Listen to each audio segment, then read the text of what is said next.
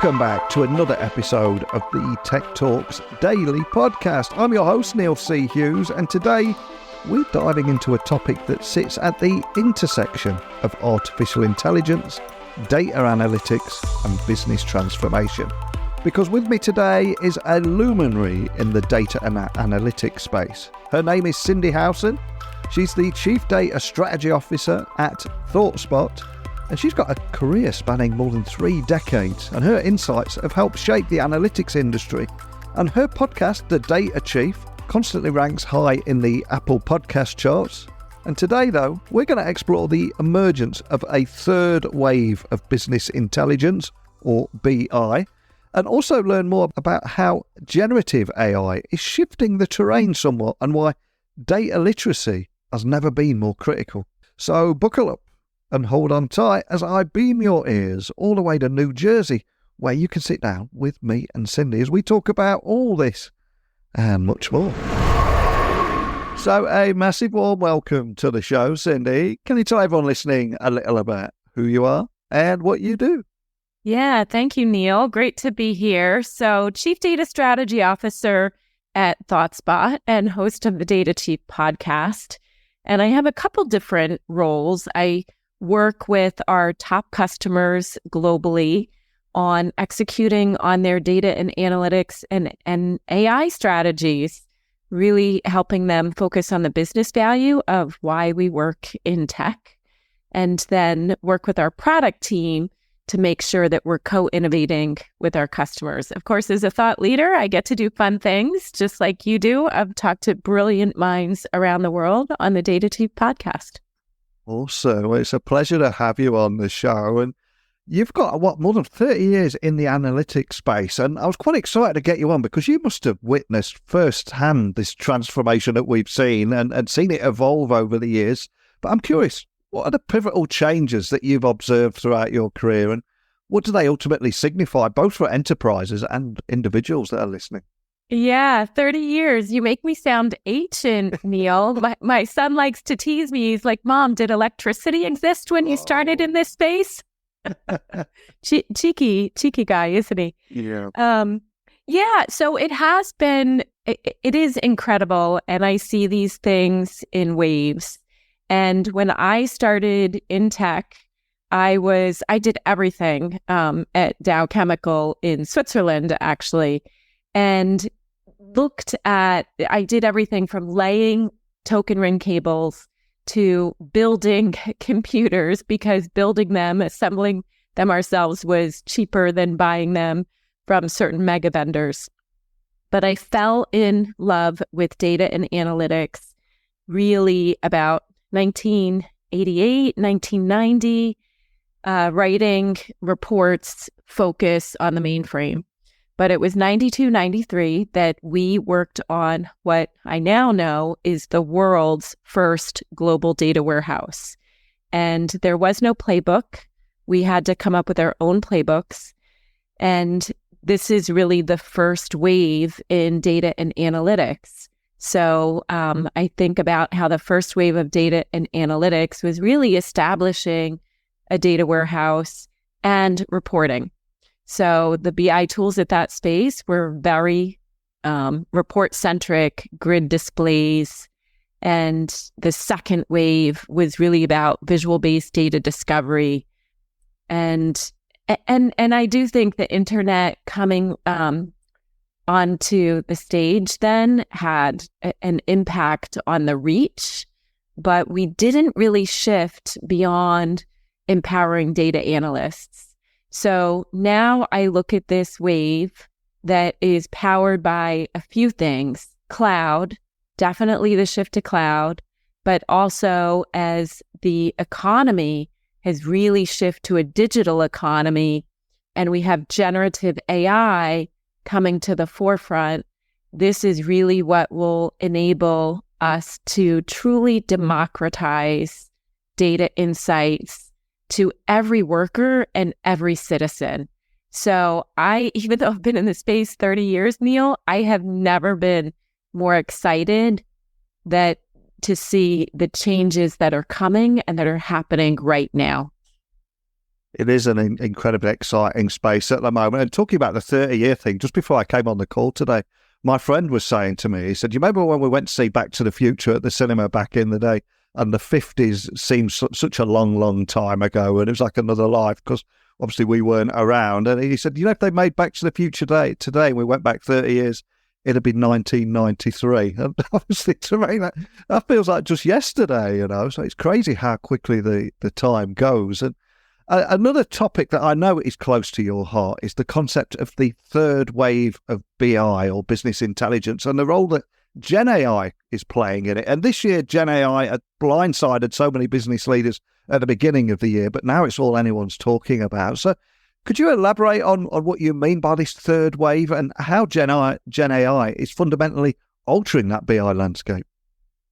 Yeah, and I do think it blindsided some people because their large language models have been around for years, but I think they never got to the scale and degree of accuracy to be usable until really OpenAI released GPT 3.5 and OpenAI got funding from Microsoft. And so this lit a fire under both the mega vendors and really at ThoughtSpot, we had been working on this and worked on our own LLMs going back probably about 7 years ago. So what it's really enabled is to take true natural language. So we've had different attempts at natural language with numbers. And the difference here, if you think about natural language, maybe you think about your phone and the way you talk to your phone and you ask it to send a text message. The text messages may come out gibberish, like I may text, dear Siri or dear Alexa, please send a text. I'm going to be late. And it might come out, I already ate, and it's not that accurate. And this causes a lot of confusion. When you bring natural language into the business context, we need a lot more precision. When you are asking questions about, did my orders ship late? Or who are my top customers? There can be no ambiguity. There has to be absolute trust, transparency, and on all your data. And these things were just not possible, or they were very, very difficult and rigid before generative AI. So I look at the way generative AI is changing the entire data and analytics workflow, from the data ingestion, even the ability to create synthetic data, so we might have less biased data sets, to then the data modeling and the ability to create synonyms. So if I think about life sciences, in life sciences, somebody won't say revenue, they'll say TRX. And TRX is total prescriptions written. Or Neil, you're from the UK, you might say bookings, and in the US, we might call it revenue. Yeah. So the ability for large language models to really allow users to create these synonyms, I think, creates greater data literacy, and then the ability to ask questions of numerical data using this natural language. Again, it will enable every business person, every citizen to ask very precise questions of numeric data that wasn't possible. So I think it's a very exciting time. And I'm curious, how do you see Gen AI affecting maybe the makeup and the roles of data teams? And do you think we're seeing new types of specializations or a shift in some of those core competencies required by data professionals in the traditional environment? We are seeing shifts. And even though you said, Neil, it's taken the world by storm, yeah, and everyone's talking about it, I have been a little concerned that there's almost a bifurcation between who's talking and who's doing. And I think for business leaders and data teams, the ones that are actually doing and doing co-innovation workshops, ideation sessions, this is where the leaders will continue to further widen the gap with the laggards who are taking a wait-and-see approach. And just as the internet created new business models and destroyed some companies, let's take Thomas Cook Travel, right? Yeah. Who would have thought they would have been left behind? Such a mainstay at one point in the European economy. So I think data teams that are leaning in here and already partnering with their business stakeholders, because this really is about the business value and how generative AI can accelerate it. These are the data teams that are really at the forefront. At the job role level, some people are afraid. Will the analyst be out of a job? Yeah. Just yesterday, I was having this conversation with the head of a data team, and I said, the jobs will change, and this is where reskilling and learning has to be a priority right now. So the job will change, and I actually think it will make it better because they're not going to have to do the low-value grunt work of asking mundane questions, add this sort, add this filter.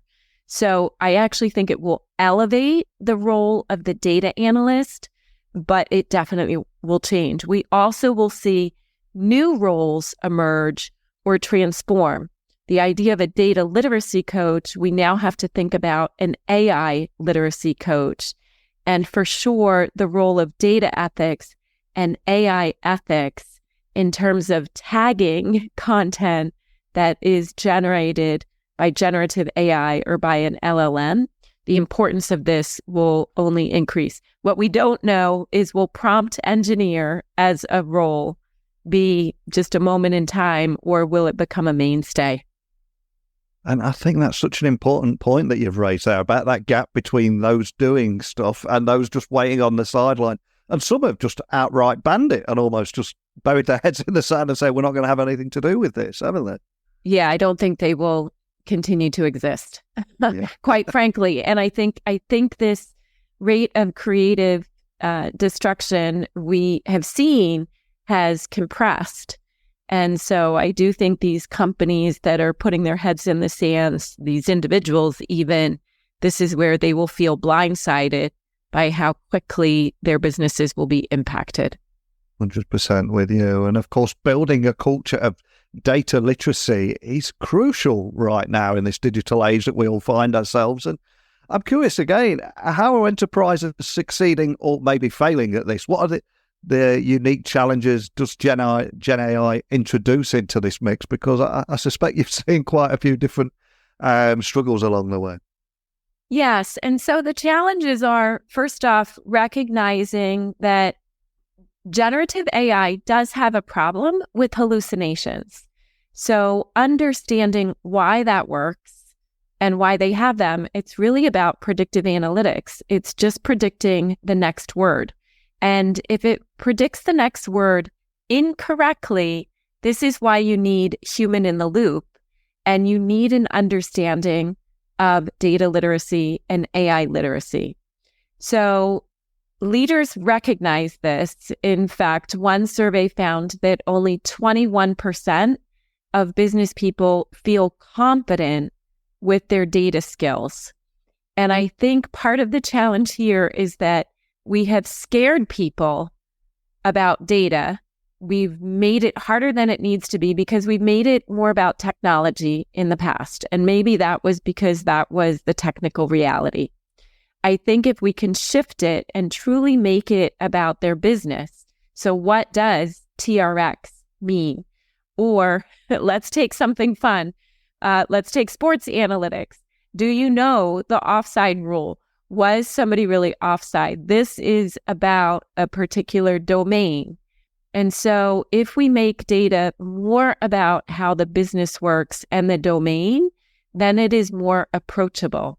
But this is still something that we have to teach people. And I do think generative AI makes teaching that easier because it can be more iterative. And there can be that human in the loop and say, no, that's not what I meant. Let me rephrase that question. Here's the term that I think is more appropriate. So what we do see is unfortunately survey findings from DataCamp found that only 40% or less than 40% of organizations have a budget for data literacy, and 54% of business leaders recognize that there is a skills gap in their organization, but they're not able to actually address it. And we are at that time of the year where everyone's starting to think about the future. What's life in 2024 and beyond going to be looking like? What should we be preparing for? So what does the future look like for AI-powered analytics, do you think? Are there any particular sectors or industries that you think might stand to gain or lose more from these advancements? Or is it just right across the board? It is right across the board. And I think this is where, when we look at the potential impact, there's a survey stat from McKinsey that up to 4.4 trillion in revenue will be created. That is more than the GDP of the UK, for context. And it's every business sector.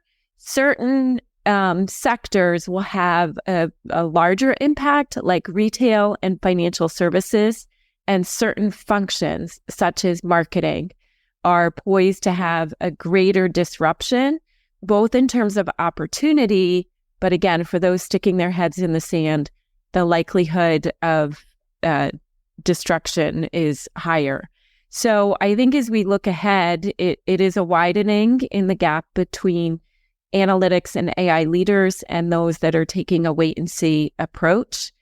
I think what we will see is a greater attention to the differences in costs and accuracy of these LLMs. So if we take some of the public LLMs, if you look at their costs, the number of parameters used to train these large language models is sometimes excessive. And there is both the financial cost, but also the carbon footprint of training these large language models. So I think we will see an evolution to industry-specific, smaller large language models that are more cost efficient, but also more environmentally friendly. And this has just started to emerge. There's a couple that I've seen, Bloomberg, for example, John Snow Labs in healthcare, ZS Associates in life sciences, but we will continue to see this in 2024.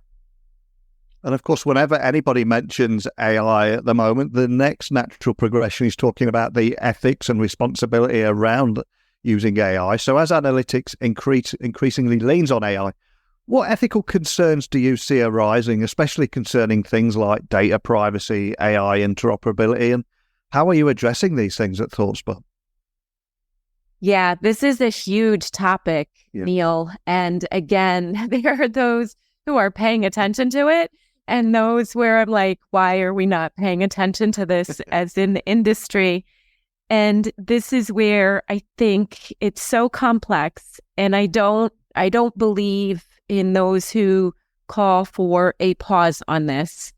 The horse is already out of the gate and running. And so I think we just have to take some mitigation strategies and understand what data is used, all data is biased. So it's recognizing that and acknowledging that and making sure that we have safeguards in place before we have invested too much money. Because once a company or an industry has invested too much money, there's the escalating commitment to say we're going to ship it, even though it may harm certain populations. So this is where I do think the public and private sectors have to come together before they even start designing these things. At ThoughtSpot, transparency and trust has been part of our DNA from day one. And we work with our customers to understand how the use of these insights impact people. And this might be in public safety, it might be in food services, and it might be in financial services. So actually revealing to anyone working on an insight what data was used, the algorithm that was used, and always enabling human in the loop to say, was that insight useful? Was that accurate? Has been part of our design from day one. And as we bring in LLMs, it's also there. And it's there for everyone, not just for the AI expert or the data scientist. So this is where I think that has to be there as we scale these things. And I'm so glad you raised that point too, about it's not just for the AI expert and the techies, because the speed of technological change can feel incredibly daunting to business leaders that are sitting outside of the tech industry. So can you expand on that and how ThoughtSpot are working towards democratizing data and making it more accessible for non-technical users, for everyone? And are there any challenges that you're encountering on this mission too? Yeah, so ThoughtSpot's mission has always been to create a fact-driven world. Yeah. And I take it one step further. We believe that a fact-driven world is a better world because data can also be used to punish and to lie. So enabling everyone to have access to data, both the experts and the layperson, enables this greater transparency and trust. Now, some people in positions of power and old school thinking, they may not want this degree of transparency because they know that data is power. So this requires people change, culture change, aligning of incentives. This is where ThoughtSpot Sage, this is our generative AI approach, simplifies the ease of access, again, with all that transparency so everyone can ask questions. The other thing we have to look at is that, so these habits of how we interact with data, they've been built up over 30 years, as we said in the beginning. And people are hard to change. Habits are hard to break. So asking an expert, that might be just a habit. Dumping data into a grid display or a report, that might just be a habit. So at ThoughtSpot, we look at both the people change, but also how can we make data so mind-blowingly fun and easy. And this is where design comes into play. So one of the things, the innovations that I absolutely love that has changed my habit is I love our monitor for mobile. It's just a beautiful, delightful app that I have on my iPhone. So I used to look at my important metrics when I officially sat at my desk to start the day. Now I'm having a cup of coffee at breakfast and I just open my monitor for mobile and I look at a range of things. I look at our diversity metrics because I care about our people. I look at our podcast listeners. I look at our monthly active users, and it's just, it's funner than Twitter or X at the moment. So it makes data fun and it makes it really easy. These are just some of the things that we're working on. Love that. And at the very beginning of our conversation, and just like you mentioned, you are a podcast host too, and your podcast, The Data Chief, is highly popular in tech circles. I've seen it and listened to a few episodes myself. And from one past podcaster to another, I've got to ask, are there any key takeaways or anything you've gained from hosting this platform? And how have those insights maybe influenced your mindset or your work at ThoughtSpot?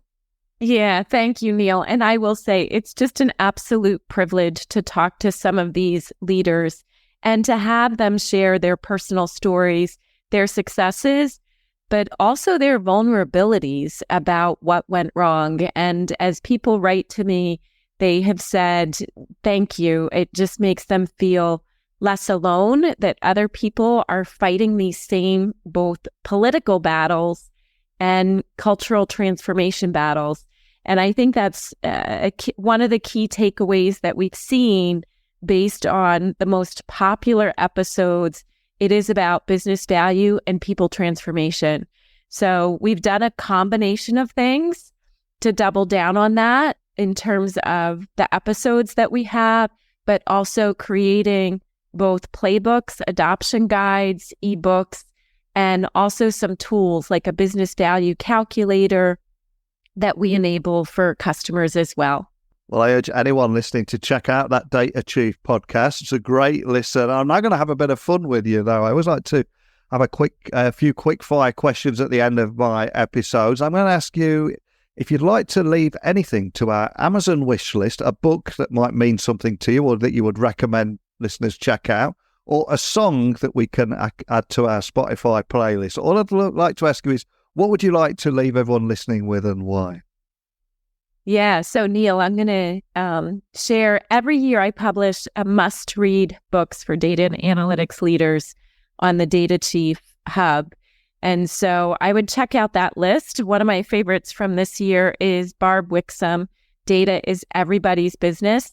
From the previous year, just a timeless book is Tim Hartford. In the US, his book was called The Data Detective. In Europe, I believe it was called How to Make Sense of the World, or How to Make the World Add Up. And I am an absolute fangirl of Tim Hartford's work. So I would check that out. As a song, I would say Ain't No Mountain High Enough. Oh, yes. Love it. Well, I'll get the books and that song added to our list. And you've had a fantastic career. I'm curious, if I was to ask you to look back throughout your career before I let you go today, of course, none of us are able to achieve any degree of success without a little help along the way. Is there a particular person that you're grateful towards, maybe saw something in you, help you get you where you are, that we can give a little shout out to today as we come full circle? Sure. So, Neil, I always think about the beginning and let's say the end, or most recently. And yeah. As you think about tech leaders in this space, I think sometimes people look from the outside and think, wow, they have it all. They had an easy education. That's why they're so successful. For me, I'm going to go back to a teacher of mine in 5th grade. I did not have an easy growing up. And this teacher recognized that. And she pulled me aside at lunch after all the other students had gone out for recess. And she handed me a bag. And she said, Cindi, open this when you get home. I don't do this often, but I just thought you could use this. And to be honest, Neil, I was mortified when I got home because it was a bag of clothes. And she saw how ragged my clothes were. And one of the items was a beautiful yellow sweater that reminded me of daffodils because it had ruffles on the edge and around the collar.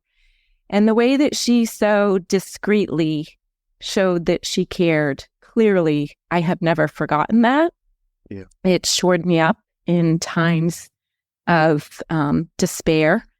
And I think about in tech, one of the requirements is grit and resilience because things do go wrong. And so I think about the people that have touched my life in that way. Now, in the most recent years, there are 4 powerful women that I look at that have been CEOs, CMOs in this space, and they have just been my rocks during this crazy pandemic and hard transformation.